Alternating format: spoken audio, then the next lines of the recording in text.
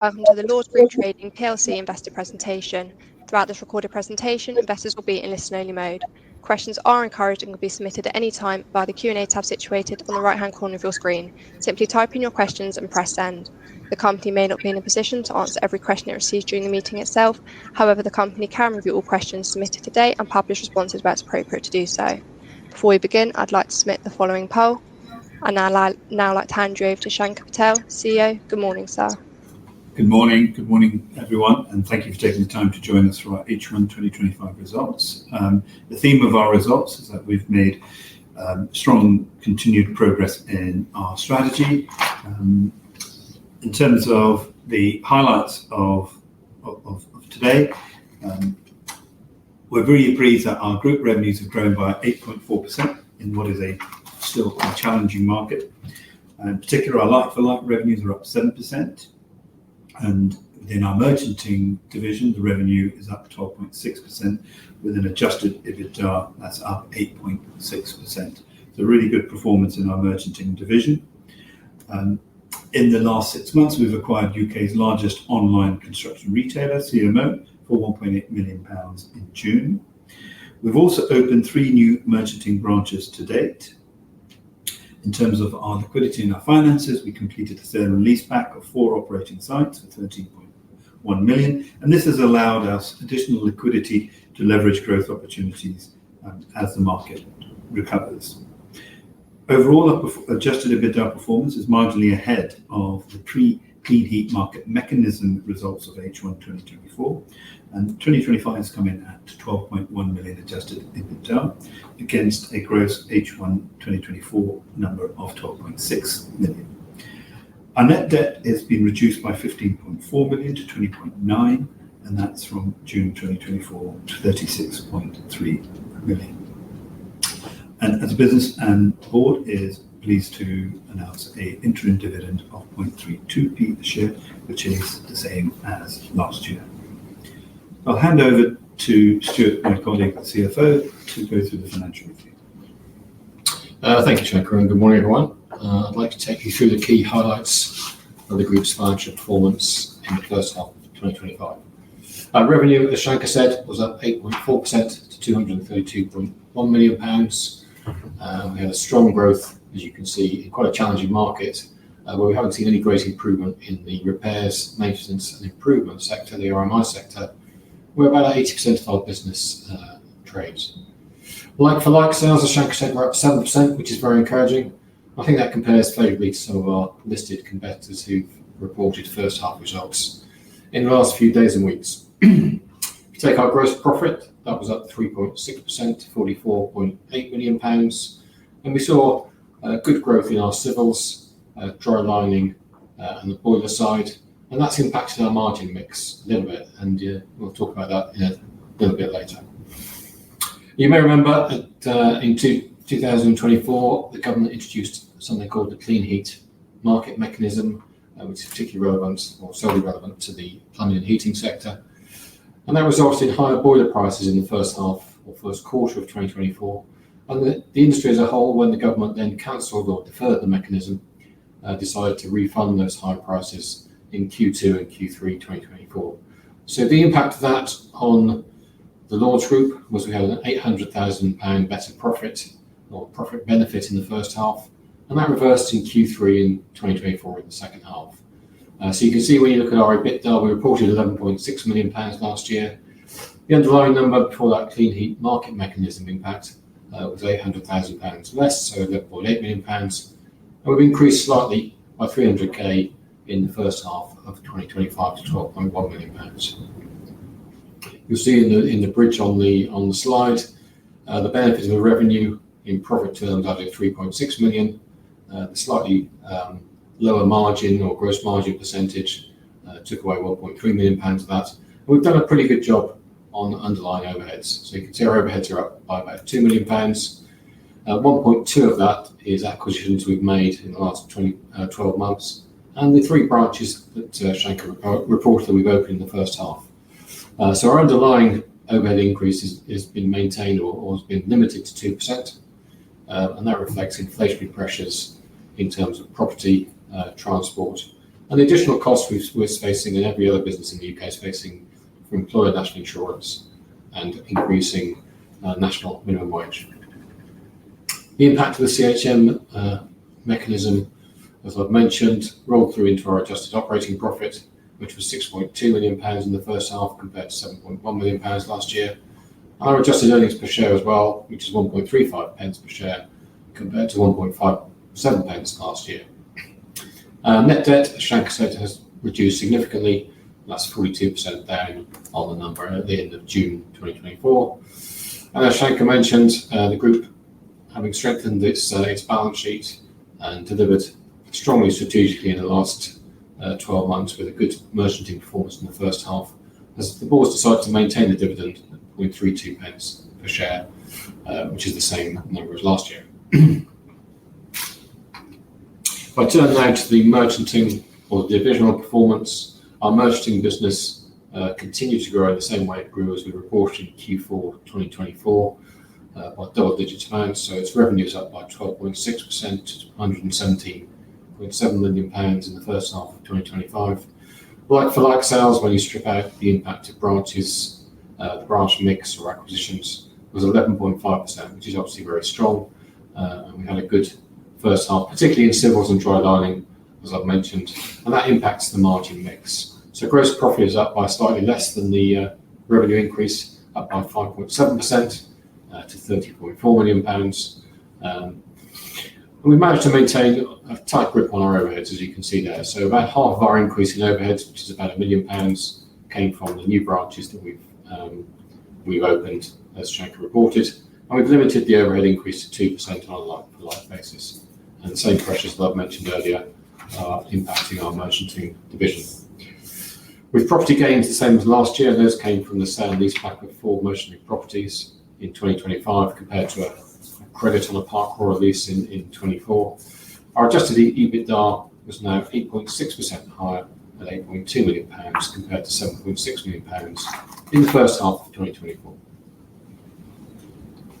If I turn now to plumbing and heating, in 2025 in the first half, you can see our revenue is up by 2.4% overall to £112.2 million.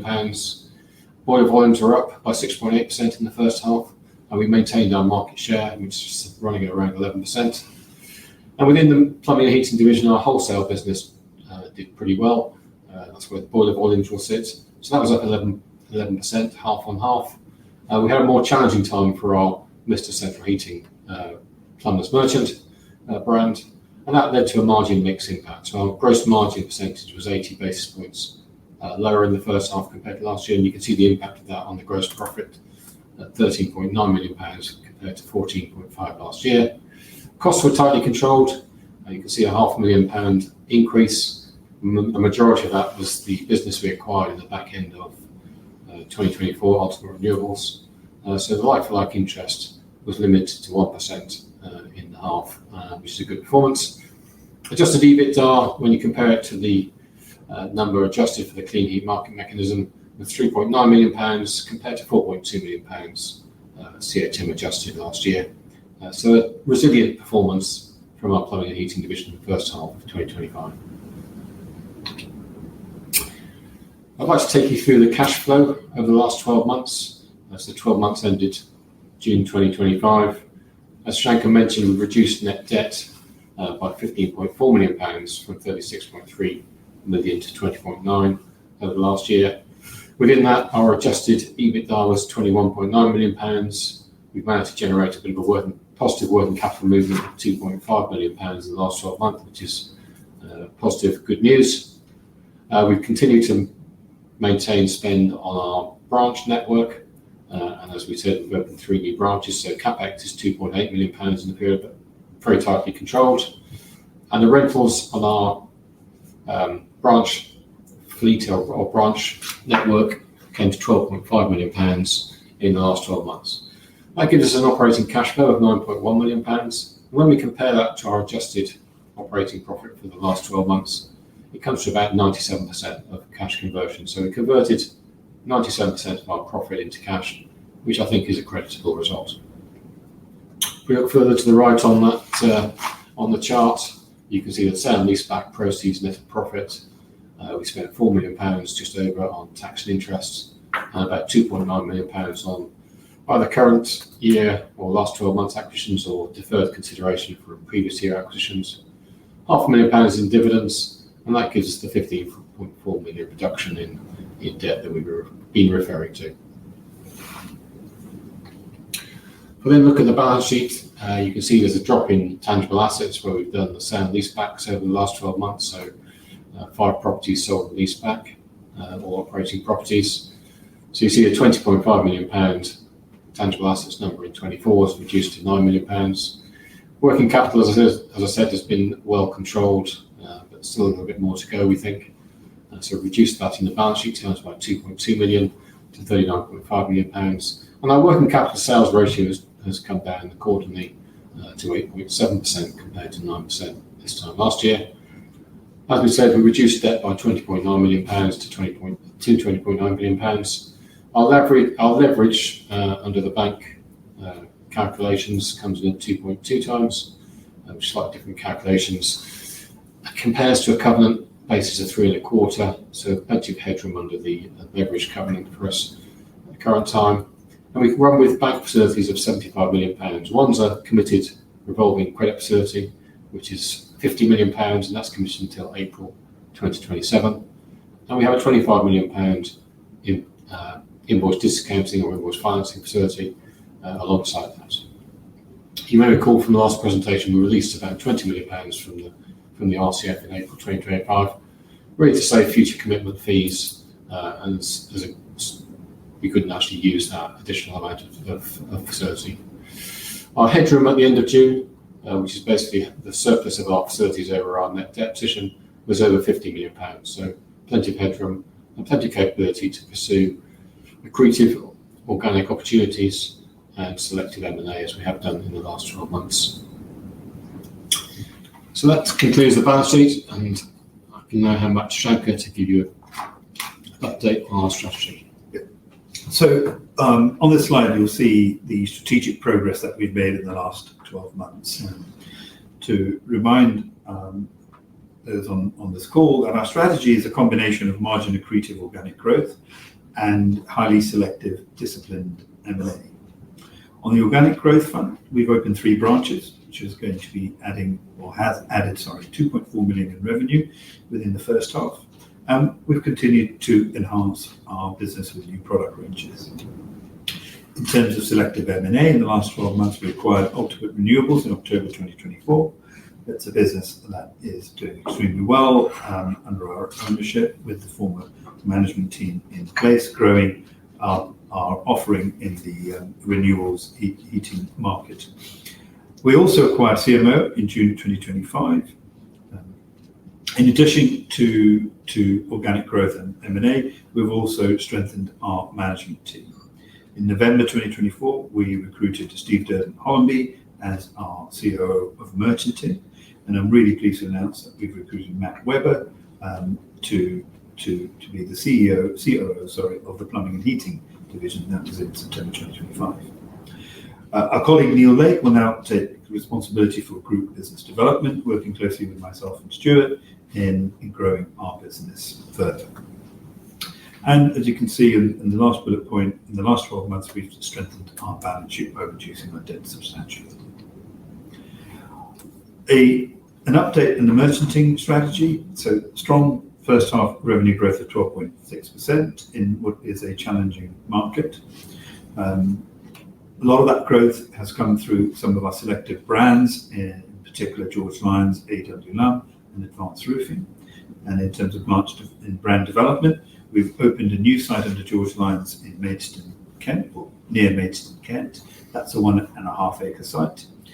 AW Lumb opened its 3rd branch in Mansfield, Nottinghamshire, which is a 2.5 acre site. And we've continued our dual site program of Lords Builders Merchant and Advanced Roofing with a site in Bicester.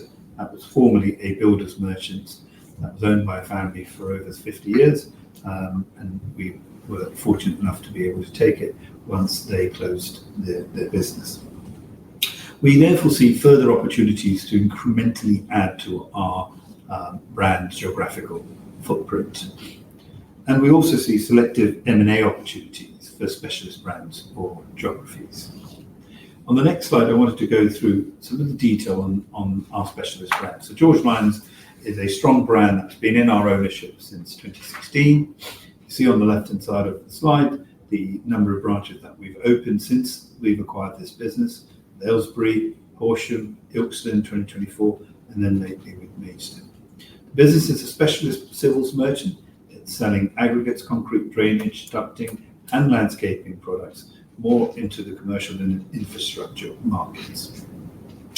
It's grown from 13 million revenue in a single site to 5 branches and a 44 million revenue business over that period of time. And our focus is to organically grow this business by extending its branch network whilst maintaining its excellent customer service. The business is again part of our strategic investments in our 3 Ps, which you can see in this image on the right-hand side, is our investment in our premises.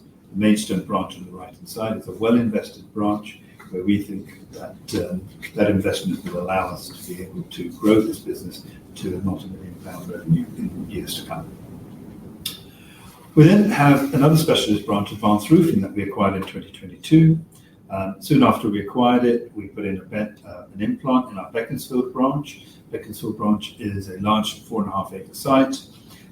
So instantly we had an additional revenue stream into that branch and grew, and it allowed us to grow Advanced in an area where there weren't many roofing merchants. We also moved their old small site in Aylesbury to a co-located site with Lord Builders Merchants and George Lines in Aylesbury. That was done in 2023. You see on the left-hand side the image of the new site, which is co-located with Lord's Builders Merchants in Bicester. As a result of our initiatives, not only has the roofing brand of Advanced grown via implants, but it's also grown its revenue base from 7 million in 2022 to over 10 million in 2025 run rate. So again, a demonstration of us being able to take specialist brands and to grow them. We then move into plumbing and heating and the strategic update there. Key for us is maintaining our market share. So whilst revenue grew by 2.4%, we managed to maintain our share of the boiler market. Boilers currently are still very much in the 80% of all the products that we sell in this division.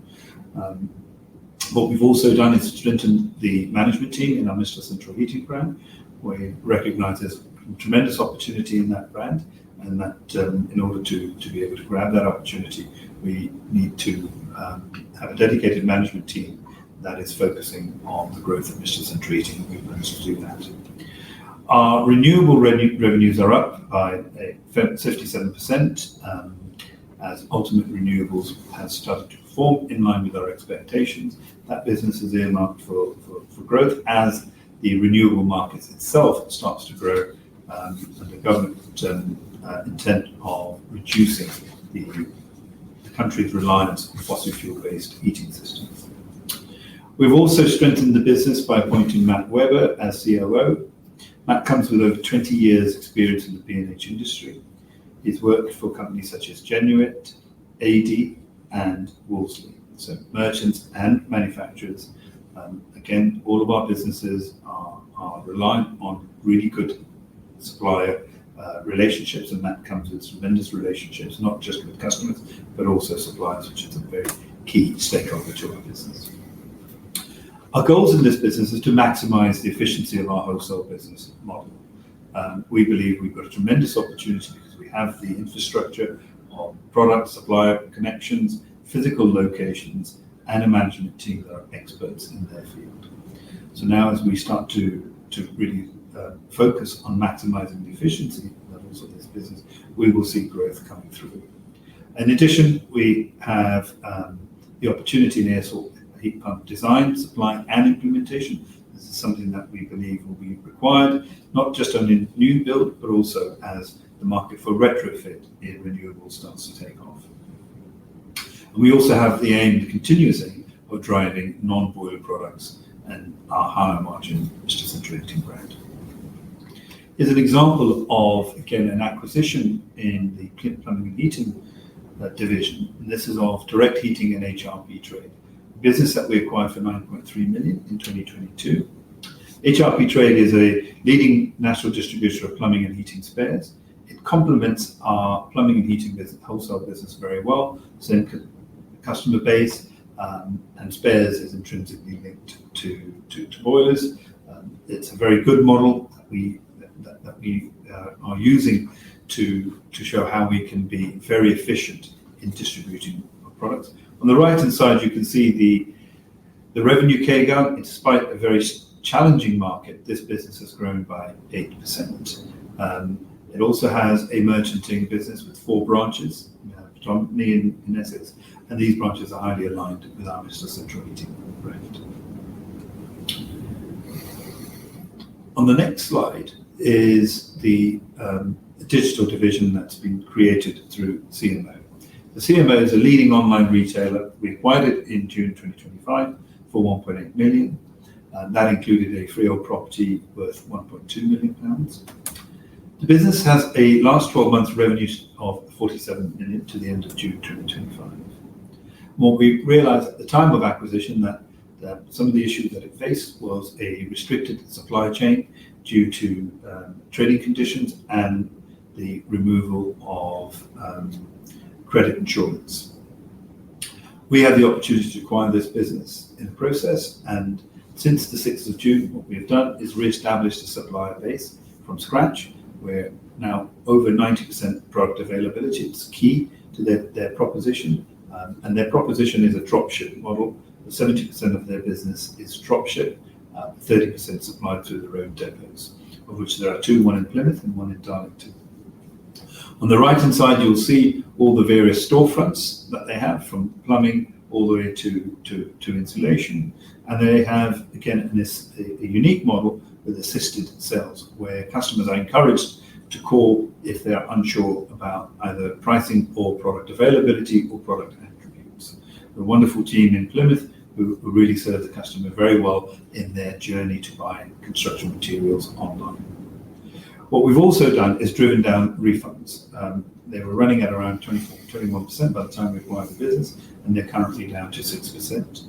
That compares very well in the market for e-commerce businesses.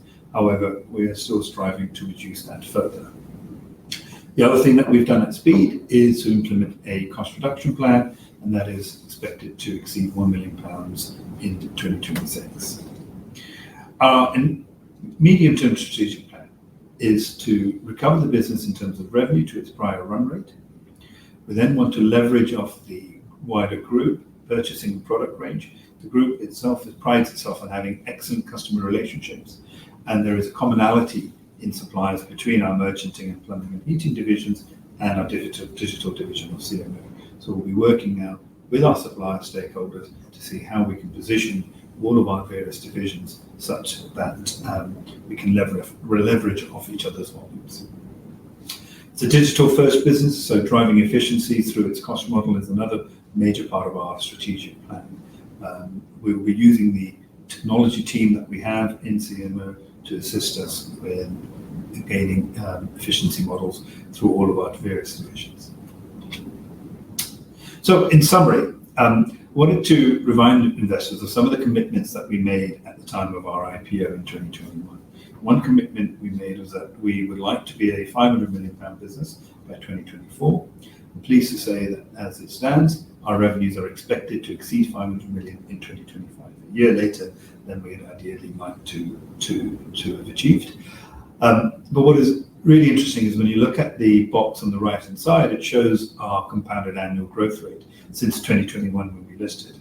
And that's come in at 12%, comparing very favorably against some of our listed peers, where the CAGR is 2.2%. Again, one of our commitments at IPO is that our business is one where we will be expected to outperform the market. And our 5-year revenue performance clearly demonstrates our ability to outperform the market, despite the market since 2022 in particular being extremely challenging. We also see that continuing to drive our margin accretive organic growth can lead to greater profitability in the medium term. The 5-year revenue from the 3 new branches that we've opened this year is projected to exceed 25 million, and at a 7% EBITDA margin, this potentially adds 1.8 million to our bottom line.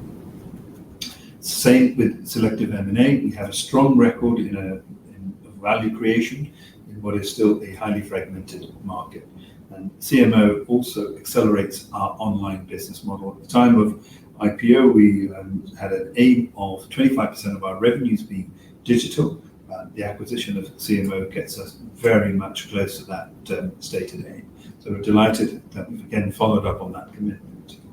And in terms of revenues, if we get CMO up to a £50 million revenue at a conservative 5% EBITDA margin, this business could add a £2.5 million increase to our profitability in the medium term.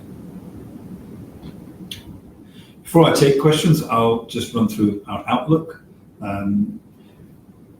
We are growing. We've grown quite well at 8.4% in H1, despite the highly challenging market. And we're continuing to make strategic progress in our business. We're integrating the recently acquired CMO. We've opened 3 branches, and we continue to seek margin accretive organic growth and selective value-added acquisitions. Those opportunities are still there for us to take, and therefore management is focused on operational efficiency and capacity to be able to grow our business despite the challenging environment. We're a customer-first business, so we're continuing to focus on excellent customer service. I think we can see that from some of our revenue growth ahead of our peers, that our focus on empowering colleagues to provide our customers with the best experience they can in buying building materials has really come through in our results. And we will focus on good, efficient working capital management. I end with the note that there is still a significantly seasonally adjusted trading period ahead of us, and that we expect to be in line with our market expectations. Move over to Q&A. Shanker, Stuart, thank you very much for your presentation. Ladies and gentlemen, please do continue to submit your questions just by using the Q&A tab situated on the top right-hand corner of your screen. Just while the company take a few moments to review those questions submitted today, I'd like to remind you that a recording of this presentation, along with a copy of the slides and the published Q&A, can be accessed via your investor dashboard. As you can see, we've received a number of questions throughout today's presentation. Can I please ask you to read out the questions and give responses where appropriate to do so, and I'll pick up from you at the end. Okay.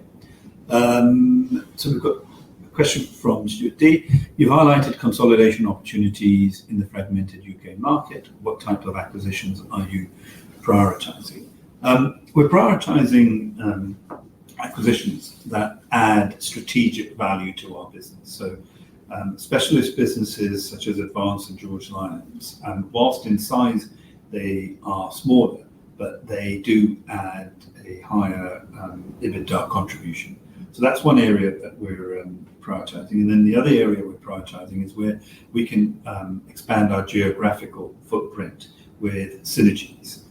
There are areas of the UK where we're underrepresented, but we see that they are adjacent to some of our other locations. And we're looking at opportunities in those areas. So that's where our focus is. Got another question. How resilient do you see demand across merchanting versus plumbing and heating? Maybe Stuart. Thank you, Shanker. We've done really well in merchanting in the first half, as you've seen from our like-for-like numbers, which were up 11.5%. Plumbing and heating is also fairly resilient, though. We announced at our final stage that we see the market for gas boilers being fairly resilient over the next 4 or 5 years and growing slightly. So that gives us an opportunity to address our business model to that level of demand. So we see that as fairly resilient. Our challenge at the moment is the RMI market, and when is it going to come back to levels we've seen in the past, or is it going to come back to levels we've seen in the past? I think we also outlined in our year-end presentation that merchanting volumes are about 20% lower than 2019. So it's quite a big opportunity, but they're both complementary businesses, really. If you look at it seasonally, plumbing and heating is strong between October and March. Merchanting is less strong, obviously, in the winter months. So it works quite well for us from an overall perspective in terms of one offsetting the other. A question from George T. What is your strategic vision for CMO? Will it remain a standalone e-commerce business, or do you intend to integrate it into the merchanting and P&H divisions? So it is, as we've said in the presentation, our digital division. So by default, it will be standalone. It is a standalone business. We see tremendous opportunity for that business to grow. Has a differentiated dropship model with really good front-end stores, and an ability for us to not only get national coverage, but also sell specialist products that merchants generally won't sell, because merchants are predominantly ex-stock businesses. But where the integration will come is in collaboration on the fact that all three of our divisions have a digital requirement. So our strategy is that you've got CMO, which is a digital first business, and you've got the other two divisions, which are a more offline first business. And digital first businesses, in particular CMO, will leverage the benefits that come with an offline business and the supply chain, that capability within those offline businesses. And the offline businesses leverage the digital first approach of CMO, such that the offline businesses have greater digital penetration. And to give you an idea, we are still way behind in digital adoption within the building materials market. Unlike clothing and many other product sectors, the construction market is still very much well behind in transacting through digital means for sales. And that's where we see the benefit, is that we've got our own in-house digital expertise that can work with all of our various divisional businesses to enhance their divisional efficiencies and model. And likewise, we've got deep-rooted supplier relationships and logistics capabilities that CMO can leverage as a digital-first business. Okay, a question from Derek C saying, how do you see margin trends developing in the second half? Well, as my colleague here would say, gross margin pays for everything. So you've seen a slight reduction in our gross margin in the first half, just mainly because of the mix. So our businesses that are in civils and dry lining tend to have lower margin and more direct sales than delivered, and that impacts our overall margin. We'd like to see margin going up, and we'll certainly be working and have been working towards gross margin going up, but it's a competitive market out there. So that is a challenging time to be in the market, but we'd expect to see our margin going up a little bit in the second half. As Shankar said, the new digital business CMO tends to have a lower gross margin, slightly than the group average, so that will have a slight mix impact as well. Derek C, what is your target leverage level? Well, typically the board's comfortable between sort of 1 and 2 times leverage. They're happy to take it higher should the right opportunity arise, and we can demonstrate that we will generate profits and cash to bring it down to that 1.5 to 2 times level. We do find that a little bit challenging, and I think that's where the market tends to sit in terms of leverage. A lot of our peers, private equity backed, have got significantly high levels of leverage. But with the 1.5 to 2 times is fine for us. We're slightly over that at the half year, and we're working on that coming back down. But if we do get some of the volumes I've touched on in merchanting, if we can get those back to somewhere towards the 2019 levels, it kind of transforms our income statement. We've got quite a strong gearing impact. If the extra pound of profit onto our pound of revenue adds 20 pence onto the bottom line, so we can get a significant benefit from additional volumes. Peter M, do you have international ambitions, possibly through M&A? It is something that we've looked at, but currently, given the challenges, it will be very difficult to justify going abroad, whilst there are plenty of opportunities in the UK, and that management's focus is clearly on the 3 divisions, which are UK-centric businesses. So whilst we think we can replicate our model internationally in certain markets, At the moment, we are very much focused on the UK. Shankar, Stuart, thank you for answering all those questions you can from investors. And of course, the company can review all questions submitted today and will publish those responses on the Investor Meet Company platform. Just before redirecting investors to provide you with their feedback, which I know is particularly important to the company, Shankar, could I please just ask you for a few closing comments? Okay, well, once again, thank you very much for taking the time to join us today on the presentation of our H1 2025 results. We believe our business is very well positioned. It's made great strategic progress, and as the market recovers, we believe we're very well placed to take advantage of any market recovery. Thank you very much. Shankar, Stuart, thank you for updating investors today. Can I please ask investors not to close the session, as you'll now be automatically redirected to provide your feedback in order that the management team can better understand your views and expectations. This will only take a few moments to complete, and I'm sure will be greatly valued by the company. On behalf of the management team of Lords Group Trading PLC, we'd like to thank you for attending today's presentation, and good morning to you all.